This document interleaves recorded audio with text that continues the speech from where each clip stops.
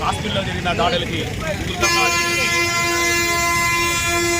ఉధృతంగా ప్రజలందరూ పాల్గొంటున్నారు. హిందువులందరూ 1960లో కాశ్మీర్కి వాటకిని గీయడానికి మన హిందుత్వం వాళ్ళు 70% కాశ్మీర్కి, 30% మనకి భారతదేశానికి ఇచ్చారు. దాని మూలాన అది ఒకనప్పుడు కాశ్మీర్ అనేది మన ఇండియాలో భాగమే. వాళ్ళకి మనకు కొంత విభజన జరిగింది. దాంట్లో భాగంగా ఈ రోజు కనుక మోడీ గారు 4 రోజుల నుంచి ఏం చేశారంటే వాటర్ కనుక పనిచేశారు. పనిచేయడం వలన వాళ్ళు మన దారికి వస్తారు, యుద్ధం సైతం అనేసి అనౌన్స్మెంట్ చేశారు. మన మోడీ గారిని మోకాళ్ళ మీద నుంచొని హిందుత్వం కోసం చేసినందుకు మీ హిందువులందరూ నాశనం కావాలి, హిందుత్వం అనేది ఎలా ఉంటుందో మేము చూస్తామనేసి కాశ్మీర్ ఉగ్రదాడైనా అతని కనుక బహిరంగ సభ పెట్టేసి అండర్ గ్రౌండ్ కూడా వెళ్ళిపోయాడు. ఆయన కోసము తీవ్రంగా గాలిస్తూ వాళ్ళు కాశ్మీర్కి ఎట్టి పరిస్థితులైనా సరే యుద్ధం సైతము అని చెప్పేసి మన హిందుత్వం గురించి మోడీ గారు పిలిపించారు. దీనికి సైతము భారతదేశంలో ఉన్న హిందువులందరూ ఏకమయ్యేసి ఇక్కడ హిందువుగా పుట్టారు. అలాగే 24 మందిని ఏం చేశారంటే హిందీలో మాట్లాడితే ఈ హిందువా కాదా, ముస్లిమా హిందువా అనేది చూశారు. ఇక్కడ హిందువులలో కులమతాలు ఉన్నా కూడా కులమతాల భేదాలు లేకుండా ఐక్యతతోని హిందుత్వం అనేది నిరూపిస్తారు. అలాగే మన ఫ్యాంట్ కనుక ఇప్పేసేసి వీళ్ళు హిందీలో మాట్లాడుతూ ఉంటే దాన్ని సున్నత్తులు కనుక ఉందా లేదా అని చెక్ చేసి వీడికి లేదు అని చెప్పేసి వాడిని షూట్ చేయడం జరిగింది. ఇది దారుణమైనది. ఎందుకంటే హిందీలో మాట్లాడడం మాత్రాన వీడు త్వరకోడు కదా అనే అర్థం పరిస్థితిలో ఉన్నా కూడా సున్నత్తులు కనుక ఉందా లేదని చెప్పేసి 40 రౌండ్లు కనుక కాల్చి చంపడం జరిగింది. ఇది చాలా దారుణము. దీన్ని కొత్తగూడెం పట్టణము, భద్రాద్రి జిల్లా కొత్తగూడెంలో హిందువులందరూ ఐక్యమయ్యి గత 4 రోజుల నుంచి పెద్ద ఎత్తున ర్యాలీ చేస్తున్నారు. ఇది ప్రపంచానికి ఆదర్శంగా కొత్తగూడెం భద్రాద్రి జిల్లా అందరు కలిసి ఉంటారు. జై భారత్ మాతాకి జై.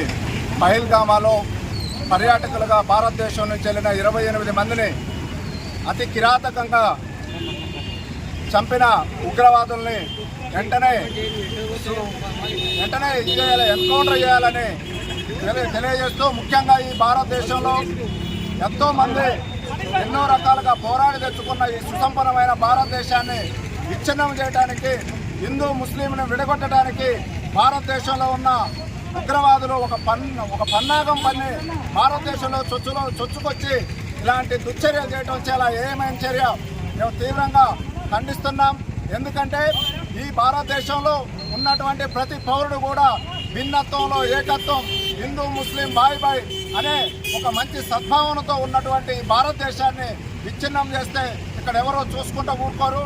ముఖ్యంగా పాకిస్తాన్ బిడ్డలారా ఖబర్దార్, భారతదేశ సైన్యం ఒక్కసారి కన్ను తెరిస్తే మీరు ఎక్కడ ఛాయలో కూడా కనపడరని తెలియజేస్తూ, ఇప్పటికైనా ఖబర్దార్ పాకిస్తాను తన పరిధిలో తను ఉండాలని హెచ్చరిస్తూ, ముఖ్యంగా భారతదేశ సుసంపన్నమైన దేశం ముందుకు పోతున్న దశలో జమ్మూ కాశ్మీర్లో ఇలాంటి చేయడం చాలా దుశ్చర్యని భావిస్తూ చనిపోయిన వారికి ఘనమైన నివాళులు అర్పిస్తూ వారి కుటుంబానికి ప్రగాఢ సానుభూతిని తెలియజేస్తూ జై హింద్.